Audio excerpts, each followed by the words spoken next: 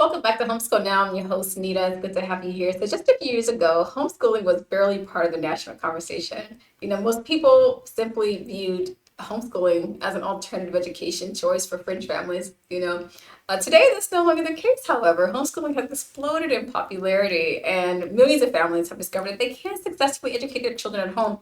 They can tailor their learning child's needs to the child themselves and play a much more active role in shaping their child's education and their moral morality as well. And whenever something grows or attracts attention, it becomes influential. Debates tend to follow, and here we are. We have another homeschool debate that I want to talk about today. But before we go any further, I want to be clear about something. Most of the discussions happening around the country are not because homeschooling is actually failing, because that is far from the truth. In fact, many studies have found that homeschooling students perform well academically, socially, and in many cases even outperform their peers in traditional settings. So the debate is happening because homeschooling is growing. On one side, homeschooling advocates argue that parents have the primary responsibility for raising and educating their children, and that's a principle I strongly believe in. Children belong to families, not to the state. Parents are the first teachers. Government has a role, but it should not replace the God-given responsibility of their parents and the mothers and fathers, grandmothers and grandfathers, and caregivers. On the other side, there are those who believe increased oversight is necessary. Some argue for additional reporting requirements. Others argue for registration systems or expanded monitoring. Supporters say these measures are intended to protect children. Critics worry they could gradually erode homeschooling rights and freedom, and that's exactly where most of the tension is coming from. And many homeschooling families have watched other freedoms shrink over time.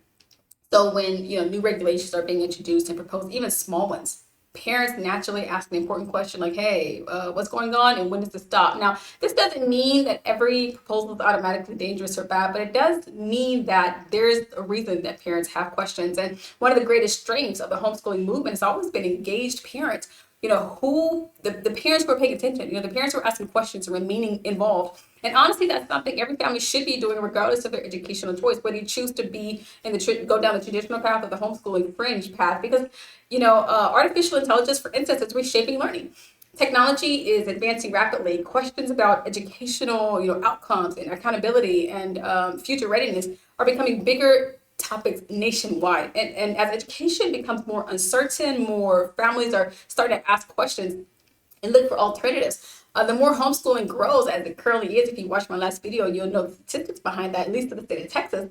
There is the reality that, what are we going to do about the traditional path compared to what we think is best? And parents have every right to ask that question.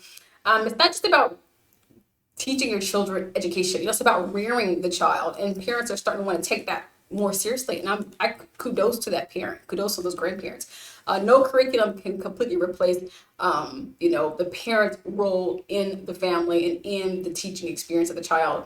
So I would say, just with AI growing rapidly and potentially causing a lot of disruption within the public school sphere and even within the private school sphere, I would say ask more questions, stay engaged, stay respectful. Your voice matters, even if you feel that it doesn't. Your voice matters. Grab a microphone and a video camera and talk. Don't think that you've been shut down because you haven't. Don't operate from a place of fear. Something else I would say. Even if things may feel fearful as we proceed in the future and things are getting more and more, I don't know, how do you say it? Weird. Don't move in a place of fear, move in a place of faith. You want to talk to the Holy Spirit, be led by Him. Ask Him, Holy Spirit, what am I doing? What do you want me to do? Am I doing what you want me to do? Because if you take your God-given responsibility of raising and educating your child strongly and passionately based on convictions, the Holy Spirit will help you. And He will give you the voice you need. He will give you the words you need, the influence you need, the strength you need. He'll give you the wisdom you need. So don't feel fearful. Don't go from a place of fear. But I just wanted to bring this up because it's still a question a lot of parents are having and will continue to have.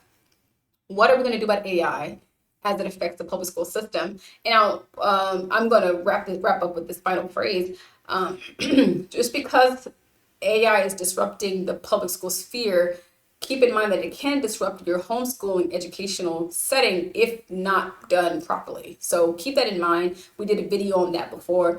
You might search for it. It's about 4 or 5 videos down. It talks about how to protect your child from just being an AI brain and for still thinking critically on their own and using AI as a tool like we use calculators or hammers. But that's all I have for you today. If you have any questions, please drop your comments in the comment section. I'll be more than happy to review those and answer them right away. Thanks for tuning in. This has been Dee with Homeschool Now. Until next time, God bless.